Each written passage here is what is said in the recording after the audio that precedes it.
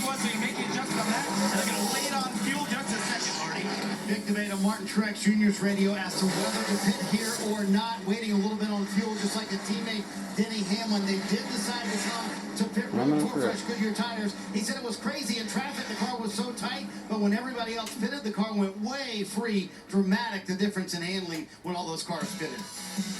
The cars that came to pit road, Hamlin fastest off. He gains a couple spots. Martin Truex Jr. held on to that second spot, and Reddick also gained one. That is huge for Suarez. Talked about this tight point battle. This is the problem. With starting back mid-pack, Joey Logano won stage one. Remember, think about this. Only one stage of one winner has finished in the top five. Two of the last 8 races. Stage one winners. So that's the danger. And getting those points and then getting a lot of damage for Suarez. Look at all the damage to the front of Suarez's 99 machine. And think about all of the adjustments and changes to these cars that NASCAR made to allow them to absorb these hits. And this is the ramification. Have the car as safe as possible. You know, people hate this cliche, but you don't build them to wreck and keep racing. Like when you wreck, you wreck. I hate it for Suarez. The 22, on the other hand, it didn't look like his was damaged too much. It looks like he's just stuck with 4 flat tires. They're like 4 wide. Lane, goes to the bottom. Oh, yeah, a little bit of contact from the car in front of him. He came down on him. Couldn't quite make out who that was. So there it is, the 45 of Reddick is on the outside of the 22, and the 22 is getting shoved around. Like, you know, he has some control, but when you're getting pushed that much, Jeff, you kind of are being steered by the car behind you, and you see it steer him into the left rear quarter panel of the 45 car Reddick. It turns him around. Drivers, I always want to know, like when you go down the interstate, you have these blind spots, but that's with side mirrors. These guys, how well defined is like lane 1, 2, and 3, Jeff? Not very well, but let's watch Suarez. Let's see what he is. The bottom car, oh, there's the contact right there. He just was underneath some other cars. They came down on him. Just nothing he could do. One of those is Bubba Wallace. We're going to ride on board with him. Look at this the left side of your screen. He hits the right rear quarter panel. He's drove down into the right rear quarter panel by another car. And that car was Michael McDowell. So you wonder if he's got damage. Again, another one of the guys in the points trying to make the playoffs. And Suarez's car, it's a lot of damage. You mentioned Logano maybe not having as much damage. He will go multiple laps down, though, trying to get him to pit road. And on top of that, getting the car back. Repairs done, it looks like, on the 99. They might bring him back around one more time. Travis Mack asked a number of times Daniel what your gauges look like. He said the water and the oil look good. They did full crash repair on that 99 of Daniel Suarez, Parker. And came to a conclusion that they're okay. Even the 34 that has a little scuff on the left front. The damaged vehicle policy is not to eliminate cars that should stay in the race. The cars that really should. We don't want to see 15 cars out there riding around wrecked in the car's way, and that's what this team's trying to do, is take all that time and evaluate. 99 of Suarez. So pit road was open at some point, and there were no takers. Now they're closed again. I just wonder if they reopen at any point. No, they're going to leave them closed because the looking at the 22 team. We can go out and make a lap, then we run a lap more than the 22, and we finish in front of them. So it could be just simply a move for that. I don't know that they're today's race, first car out. Well, you had mentioned make a lap. He did make a lap. Remember, he went we have to run at minimum speed. He has one more lap than Joey Logano because it was under caution. So he actually, if Joey Logano doesn't get a go, he's going to score in front of him. To green, William Byron is on the outside, Larson on the inside. We'll try it again. Great pushes from both lanes. That outside looks a little more organized. Got 3 cars bumper to bumper. They're side by side into one. Larson trying to surge ahead. Contact from behind. Way in the back. And now Austin Dillon slides around. That all started in turn 1 on the restart. BJ McLeod had some trouble for that finishing position. So we knew restarts were going to be tricky.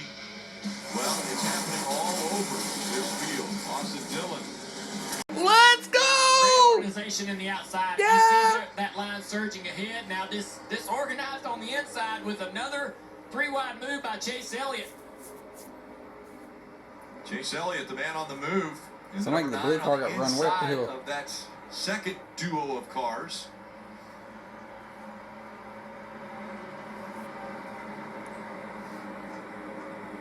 Alex Bowman in the Ally 48, taking a peek to the inside of his teammate.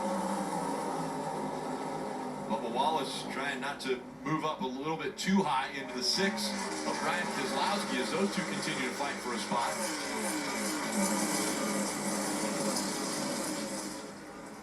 Bell, after starting on the front row, has now dropped all the way back, and Keselowski's going to get the spot from him. And so Bell back to 5th. Byron Blaney gives Keselowski and Bell. Triggs moved in behind Chase there, now to the inside of the 9 car.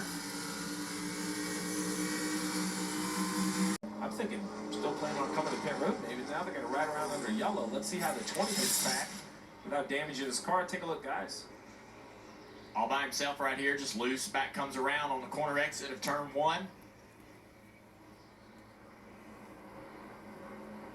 And Christopher Bell just trying to be aggressive in the gas. It just spins out. I talked to Christopher this morning, and he said, look, we've got speed. We just got to quit making mistakes. And he was talking about himself and his pit crew, and that was on him. Kyle Larson coming to pit road. Caution came out. He could not get on pit road. Most likely, I couldn't see the lights, but most likely it would have been a violation because the caution lights came on before he was on pit road. So wisely turned out. Kim. It was interesting to listen to the radio because it was pit from Cliff Daniels, and then as soon as he saw that incident, the caution, he said, stay out, stay out, stay out. Now Larson was right on the edge of that fuel window. Obviously caution laps a little less costly than under green. They have told him save as much as you can. This caution is going to run to the end of the stage. Then once they open pit road, you're going to be right on the edge of it, so save. Said stay out, stay out, stay out because we could win the stage. Well, so here we're hearing a few cars that have to come to pit road, and you know, depending on how many come, Larson's going to restart, I don't know, maybe 15th or 20th, and if he has to pit with pit road closed, that's tail end, that's last on the field, so it's not just a stage win. Now the stage win has some high value with that playoff point. He's shaking it around, maybe trying to fill that pickup. Well, the other thing, Steve, you mentioned it was fingers crossed. Fingers crossed. So Kyle Larson's going to win the stage. Ty Dillon second. Ty Dillon has the same number of laps. It doesn't fall out because of centrifugal force. The fuel cell is built the same way. The pickup's in the right side, so when you turn it left, it gets slung to the right under green. A little more there to hold it in. Well, the pickup area. Stage 2, it's all about restarts. All about restarts. We see on this restart here, everybody begins to jockey for position. They are 1, 2, 3, 4, 5, 6, 7 wide. 7 wide. Listen, something's got to give when you're 7 wide. You can tell where 1 or 2 cars at, but you can't tell we're 7 wide. We see Joey Logano gets the short end of the stick, and so does the 99 of Daniel Suarez. Lateral grip. Earlier in the race, Cliff Daniels saying, we'll make an adjustment for you. Air pressure. He said, you're going to be waiting about 14 seconds for fuel. It's going to feel like a long time, but we have to get it full, Parker.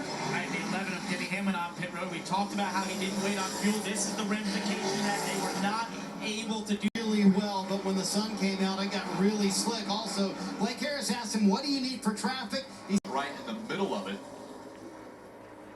Yeah, look at speed comparison. He is 8 miles an hour slower than race leader Mark Truex Jr. It's a battle for 7th right here with Denny Hamlin and the 4-car of Harvick. As Keselowski looks on. Harvick battling hard around the outside, making this a difficult spot for Denny to get, and Keselowski loses the air on the nose of his car and gives up the spot to Chase Elliott in the 9 car. Chase moving into 9th place. Harvick not giving. He's gonna do it. Both back into the gas, and Harvick still surges ahead. You hear that? The microphone is kind of in the front bumper of the 4, and when the front bumper got next to the exhaust of the 11, it really gave you a great sound of what the exhaust sounds like, and it was clear that he was still to his outside. And Hamlin trying to use all the racetrack. They're taking the line away. There's contact right there. While those two are side by side, here comes the 9 of Chase Elliott. And he chose the 4 car to push down the straightaway rather than making it 3 wide. It took Austin Dillon for the second time. Around in turn 1, this time a hard contact. Yeah, that wall and fire under the He's hood. all right. Was a hard lick. The car got turned around, right rear first. He's mad.